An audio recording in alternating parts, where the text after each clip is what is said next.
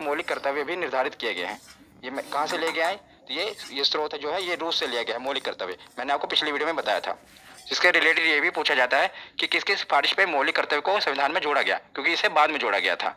तो स्वर्ण सिंह समिति की सिफारिश पर वर्ष 1976 में, याद रखिएगा, वर्ष 1976 में 42वें संविधान संशोधन, मतलब संविधान में अमेंडमेंट किया गया था और 42वें संविधान संशोधन के तहत इसे संविधान में शामिल किया गया था। किसे? मौलिक कर्तव्य को। ये सब कुछ पूछा जाता है कि किस संविधान संशोधन के तहत और कौन सी समिति की सिफारिश पर। तो स्वर्ण सिंह समिति थी और 42वां संविधान संशोधन था। तो 4A के बाद अब हम आगे देखते हैं भाग 5 और भाग 6।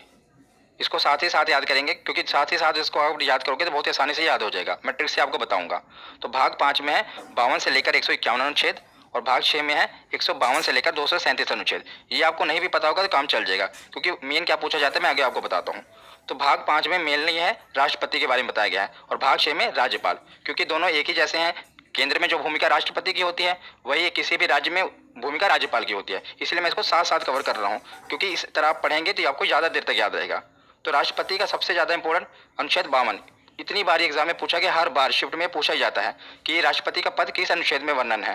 तो अनुच्छेद 52 में। तो इसको आप याद कैसे करेंगे? तो मैं इसको आपको याद करने का तरीका बताता हूँ।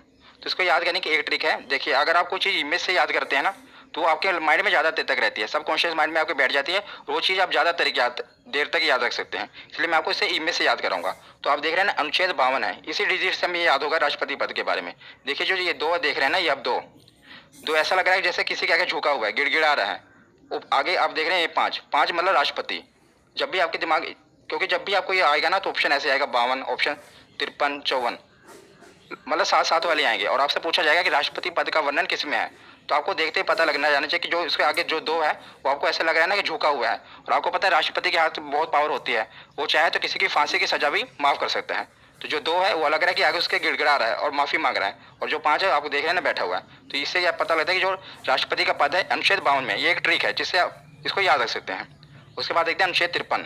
अनुच्छेद 53 में क्या है? राष्ट्रपति का पद है तो उसके बाद शक्तियां भी होंगी और कार्य भी होंगे। तो अनुच्छेद 53 में शक्ति और कार्य का वर्णन है। उसके बाद देखते हैं अनुच्छेद 54। 54 निर्वाचन। देखिए इसकी राइमिंग बैठी ना, 54 निर्वाचन। तो अनुच्छेद 54 में क्या है कि राष्ट्रपति का निर्वाचन कैसे किया जाना है, ये उसमें बताया गया है। और उसके साथ हम देखते हैं राज्यपाल का। तो राज्यपाल का भी आप साथ ही में याद करिएगा, बस इसमें क्या करना है, +1 जोड़ना है। तो जैसे 52 है, 52 में क्या हुआ 53, जो आपने एक जोड़ा वो उसके आगे लगा देना है, क्योंकि राष्ट्रपति और राज्यपाल साथ ही साथ चलते हैं। इसीलिए 52 है, 52 में एक जोड़ देना, 53, 53 के आगे आप एक लगा देंगे। तो ये राज्यपाल का पद हो गया। और अनुच्छेद 53 में क्या था? शक्ति कार्य। तो इसके अनुच्छेद 154 में शक्ति कार्य। इसमें भी क्या करना है, 53 में एक आपको जोड़ना है, एक 54 हो गया और वही एक उसके आगे लगा देना है। उसके बाद इसमें 54 में निर्वाचन था, इसमें 55 में निर्वाचन है। 54 में आपको एक जोड़ना है और वही एक इसके आगे लगा देना है। तो इन तीनों से आप ये तीनों साथ साथ याद कर रहे हैं। देखा कितनी आसानी तरीके से। और ये सभी 6 के 6 पूछे जाते हैं। आप एक ट्रिक से सबको याद कर सकते हैं। बस आपको क्या करना है, जैसे आपको ये इमेज से याद रहेगा ना राष्ट्रपति पद के बारे में, तो आपको पता हो कि राष्ट्रपति का पद है 52 पे, तो आगे उसकी शक्ति है, उसके बाद निर्वाचन है। तो 52 में आपने एक जोड़ा, कितना हुआ 53, जो आपने एक जोड़ा वो उसके आगे लगा देना 153। तो उसमें राज्यपाल का पद है, उसके आगे उसके शक्ति कार्य हैं, उसका निर्वाचन है। इसे आप दोनों याद रख सकते हैं।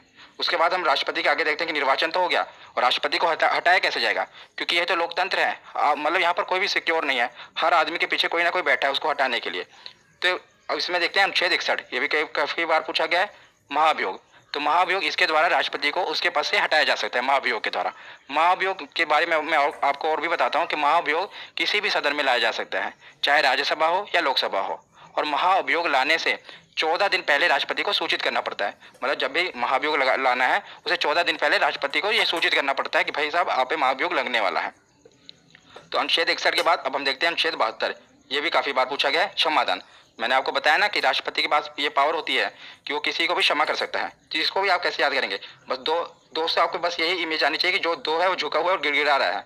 साथ आप देख रहे हैं राष्ट्रपति खड़ा हुआ है, राष्ट्रपति के आगे वो गिड़गिड़ा रहा है कि मुझे क्षमा कर दो। तो इससे आप याद रख सकते हैं क्षमादान। 52 कैसे पता लगता है कि दो, तो आपको पता है कि दो है आगे, तो मतलब राष्ट्रपति से रिलेटेड है, और उस पर 5 बैठा हुआ है। तो ये राष्ट्रपति का पद है, राष्ट्रपति को बैठाया गया है। और 72 में वो खड़ा हुआ और उसके सामने दो गिड़गिड़ा रहा है कि मुझे क्षमा कर दो। तो इससे आप नंबरों से खेल सकते हैं। तो उसके बाद हम देखते हैं अनुच्छेद 123, अध्यादेश। ये भी काफी इंपॉर्टेंट है, अध्यादेश। कि अध्यादेश में क्या होता है कि जब लोकसभा और राज्यसभा की बैठक ना चल रही हो और देश में किसी जरूरी कानून की आवश्यकता होती है तो राष्ट्रपति हस्ताक्षर करके कानून बना सकते हैं, पर मंत्रिमंडल की सिफारिश पर ही वो कानून बना सकते हैं, कि मतलब मंत्रिमंडल प्रधानमंत्री ही उनकी सिफारिश पर ही ये कानून बनता है।